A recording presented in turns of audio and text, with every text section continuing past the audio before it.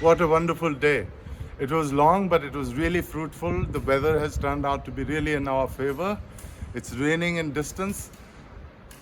So from Jaipur, we finally arrived at a village called Malyavas, which comes under Madaria. Madaria, the town is just about 4 kilometers here. But what is special today? That this is the village Malyavas where Maharana Kumbha was born. There is a beautiful site, and I'm going to introduce somebody who's done a lot of work to actually cherish the memory of Maharana Kumbha and Maharana Mokal and people after Maharana Kumbha as well. His name is, he's a historian, and his name is Mr. Narayan Lal Upadhyay. He's dedicated his life to the history of Mewar and especially Maharana Kumbha. कैसे हैं आप? मैं अच्छा हूँ। 3 सवाल हैं। पहला सवाल ये कि महाराणा कुंभा माल्यावास में कब पैदा हुए, क्या परिस्थितियां थी? कुंभ मेवाड़ की राजनीति में हुक्म और मदारिया और बदनौर का केंद्रीय महत्व रहा। हुक्म और ये दोनों मेवाड़ की राजनीति के उत्तरी छोर हैं, लेकिन मेरों के आक्रमण पर निजात पाने के लिए इन दोनों स्थानों का बड़ा महत्व रहा। तो समय समय पे मेवाड़ के महाराणाओं के यहाँ अभियान होते रहे। उन्हीं के तहत मेरों पर जो है काबू पाने के उस अभियान के तहत ही महाराणा मोकल का समय समय पर जो है चित्तौड़ से यहाँ प्रवास रहा। और कभी वो 3 महीने रहे, कभी 6 महीने रहे, कभी साल भर रहे। और उस मदारिया में, हाँ, मदारिया में। और ये माना जाता है कि उनका अंतिम समय भी जो है वो मदारिया में ही बीता। और मदारिया से ही एक शिकार का पीछा करते हुए और जब वो बागोर पहुँचे तो वहाँ बागोर उनकी हत्या हुई थी। तो इस नाते मेरों पे के जो आक्रमण थे उन पे जो है अपना काबू पाने की दृष्टि से मदारिया का हमेशा महत्व रहा। और उसी दौरान एक समय जब वो यहाँ थे तब महाराणा कुंभा का जन्म मदारिया हुआ। उस समय यहाँ पे कौन से सन की बात है? ये 1417 में जो है महाराणा कुंभा का। और अभी तिथि क्रम जो है ये सब माना जाता है कि मकर संक्रांति 1417 का जन्म जो है महाराणा कुंभा का अपना यहाँ का है। अब यहाँ पे महाराणा मोकल की हत्या हुई बागोर में। उस समय महाराज कुमार कुंभा यहाँ पे मौजूद थे। वो बागोर से और यहीं से निकले थे चित्तौड़ जाने। हाँ, बिल्कुल उस समय जो है यहाँ पर मौजूद थे और चित्तौड़ जाने के लिए निकले। और बाद में जब षड्यंत्रपूर्वक चाचा मेरा ने बागोर के बाग में उनकी हत्या कर दी तब उस पूरे अभियान में ऐसा लगता है कि महाराणा कुंभा साथ में। फिर वो मैंने सुना कि वो एक कोई पटेल थे यहाँ पे जिन्होंने घोड़ी दी थी उनको। हाँ, ये किंवदंतियों में मिलता है। ऐसा रेफरेंस है। मिलता है। उनका शासन काल कैसा रहा चित्तौड़ में महाराणा कुंभा का? मैं सोचता हूँ कि महाराणा कुंभा का शासनकाल मेवाड़ का स्वर्णिम युग है। हाँ। और महाराणा कुंभा मेवाड़ के निर्माता भी कहलाते हैं, आर्किटेक्चर ऑफ मेवाड़। मैं सोचता हूँ कि हमारे भारत के प्रमुख जो है 4 सम्राट, जिसमें कि हम चंद्रगुप्त विक्रमादित्य को कहेंगे, हम राजा भोज को कहेंगे, हम सम्राट हर्षवर्धन को कहेंगे, उसी श्रेणी में महाराणा कुंभा उसी श्रेणी के शासक हैं। कितनी सुंदर बात। हाँ, तो उनके शासनकाल का सौंदर्य ये है कि उनको यदि आंकना है तो उनको हम 4 क से आंकते हैं। हाँ। अच्छा। पहला है कि कृपाण। कहते हैं कि महाराणा कुंभा ने अपने जीवन में 56 युद्ध लड़े, एक भी नहीं हारा। एक समय तो उन्होंने जो है और मालवा और गुजरात की सेनाओं को संयुक्त रूप में पराजित किया। अपने शासनकाल में वो जो है मालवा के सुल्तान को पराजित करने के पश्चात सारंगपुर के युद्ध में और उस युद्ध की स्मृति में विजय स्तंभ का निर्माण होता है। और मेवाड़ की जो राजनीतिक सीमाएं हैं उनका निर्माण करने का यदि कोई श्रेय है तो महाराणा कुंभा को जाता है। तो ये क्या है कि पहला तो है उनका कृपाण यानी शौर्य का पक्ष। बिल्कुल। ऐसा जो है मैं सोचता हूँ कि उसका वर्ल्ड रिकॉर्ड भी माना जा सकता है कि 56 युद्ध लड़े एक भी नहीं हारा। ये महाराणा कुंभा का। दूसरा जो है वो है करणी। करणी जो कारीगर करणी से जो काम करता है। महाराणा कुंभा के शासनकाल में अनवरत निर्माण कार्य चलते रहे, सब जगह चलते, पूरे मेवाड़ में चलते रहे। उनके जो है कुल हमारे मेवाड़ में ऐसे छोटे बड़े 84 दुर्ग हैं।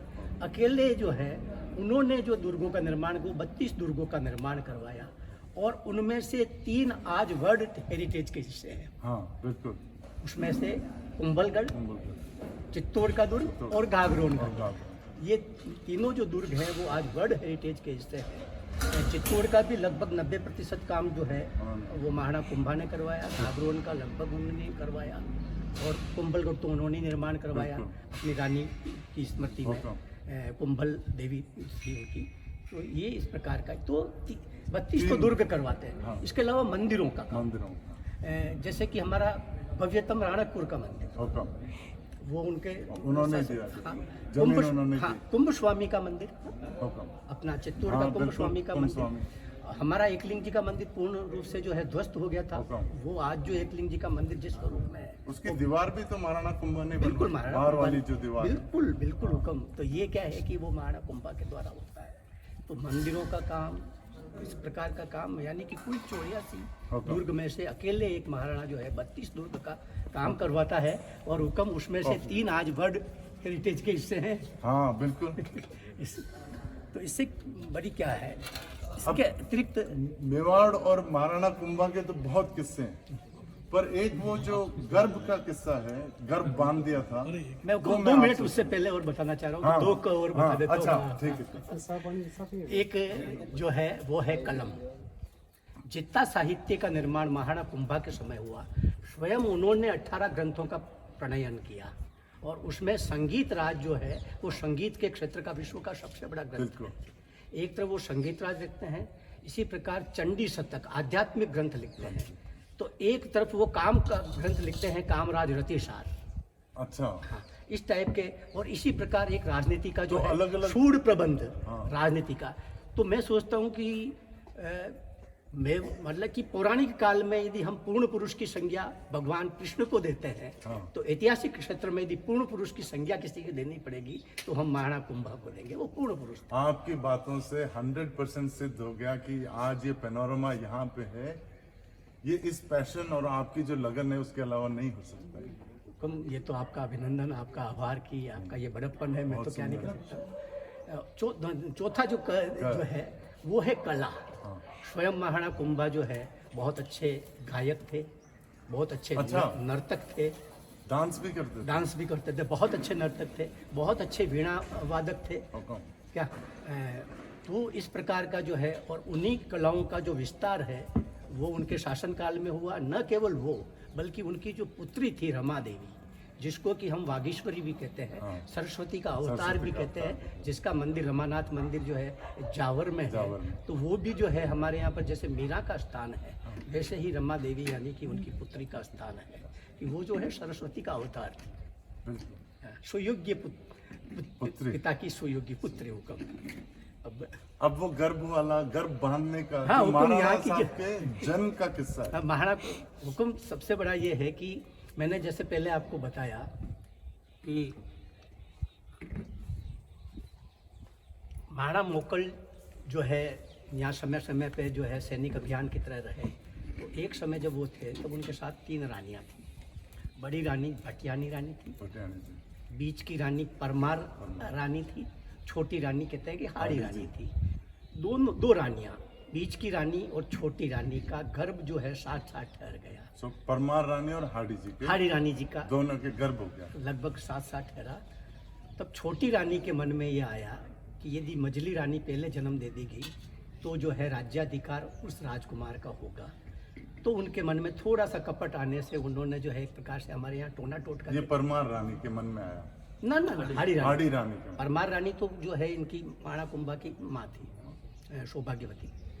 तो हाड़ी रानी के मन में आया तो उसने ऐसा कहते हैं कि एक टोटका करवा लिया, यानी कि वो गर्भ बंधन करके और वो टोटका करके एक कलश में रख दिया, कुंभ में रख दिया। तो हुक्म अच्छा जादू टोना कर दिया। और जब 9 महीने हो गए बेटे का जन्म नहीं हुआ, तब चर्चा होने लगी आखिर क्या हुआ। तब सबने जो है जब छानबूझ करवाते हैं ना, वैसे छानबूझ करवाई तो ये पता लगा कि बूझो कराओ बूझो कराए हुक्म, हाँ। तो ये पता लगा कि इसका जो है गर्भ बांध दिया गया है।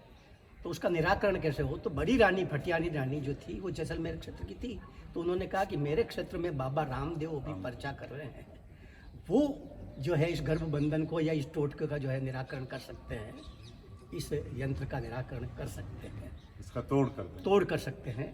तो यहाँ से जो है मदारिया से और महाराणा ने कुछ सामंतों को, यहाँ के जो है एक जैन परिवार के जो है कोठारी परिवार के कुछ लोग, एक मेहमात परिवार के गुजर समाज के कुछ लोगों को एक प्रतिनिधि वहाँ पर भेजा, रामदेवरा भेजा। तो रामदेवरा जब पहुँचे तो बाबा रामदेव ने कहा कि देखो भाई, मेरा तो समाधि काल आ रहा है, इसलिए मेरे को तो कुछ समय बाद समाधि ले लूँगा, लेकिन मेरे काका जी जो हैं उनमें मेरे जैसी ही आध्यात्मिक शक्तियाँ हैं, धन स्वरूप जी, आप उनको साथ ले जाओ, वो आपका निराकरण कर देंगे। तो जब वहाँ से वो रवाना होते हैं तो बीच बीच में उनको ये मन में आता है कि मेरे में कुछ आध्यात्मिक शक्तियाँ है कि भी नहीं, शंका आती है, बीच बीच में शंकाएं पैदा होती है। तो यहाँ से 50 किलोमीटर दूर और एक केरुंडा की नाल है। अच्छा। तो सबसे पहले तो जो है कहते हैं कि अरावली जो है वो सामने आ गया और बहुत बड़ा था, तो अब मैं उसको पार कैसे करूँगा। तो उन्होंने कहा मेरे में आध्यात्मिक शक्ति हो तो ये जो है ये पर्वत के 2 टुकड़े हो जाए। तो कहते हैं कि जैसे ही वो उस पर्वत के वो तलवार लगाते हैं वो नाल बन गई, वो नाल बन जाती है। वो केरुंडा की नाल जो है स्थित है। केरुंडा की नाल से जब थोड़ा आगे आते हैं तब जो है एक जगह फिर संशय आता है। तो वो क्या है कि अपने घोड़े को हाँकने के लिए एक जो है और खाकरे की लकड़ी लेते हैं, उसके जो है और 3 पत्तियां होती है, लेकिन हाँकते हाँकते 1 पत्ती रह जाती है। तब उसने सोचा कि यदि मेरे में ये हो तो ये अभी उसी समय पेड़ बन जाए, तो लकड़ी।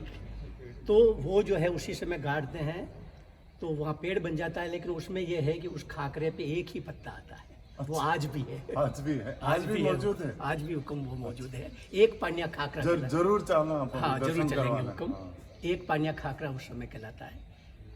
थोड़ा और आगे बढ़ते हैं और मन में और शंका आती है। तो एक जो है भीलड़ वो मोली लेके और व्यांबा लेती हुई दिखती है। तो कहती ये जो है मेरे में सत है, तो ये जो है मूली जो है लकड़ी की ये हरी भरी हो जाए।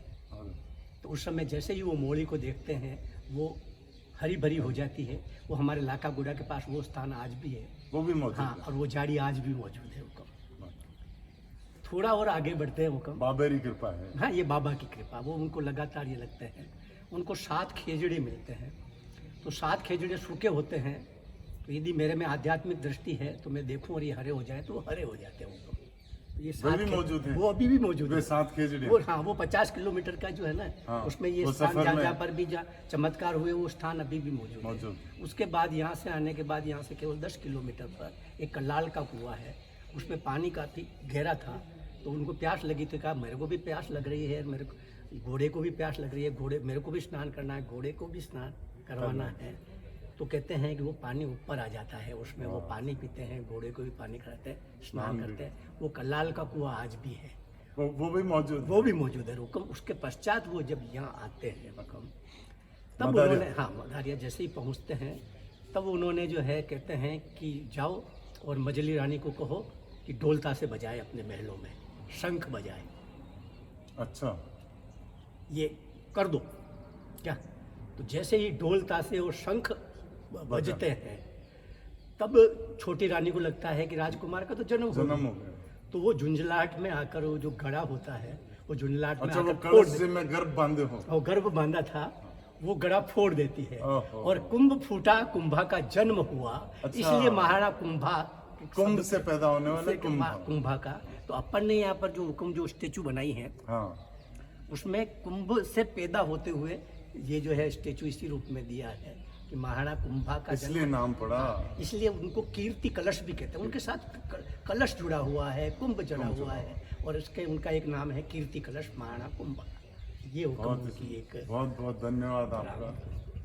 So that was the story of the scholar, soldier, and sovereign of Mewar, Maharana Kumbha. I'm very thankful to Mr. Upadhyay to spare time for us and show this beautiful temple of Mother Goddess and this beautiful museum which these people, local people, have created here. If you are coming to the area, please do come to visit this beautiful place. It is called Madaria, and just ahead, 4 kilometers ahead of Madaria, this place, Malyavas, is where this beautiful statue of Maharana Kumbha and this lovely museum here inside is present. Thank you. Please add this to your The Indian Bucket List. Jai Jai Matribhumi. जय जय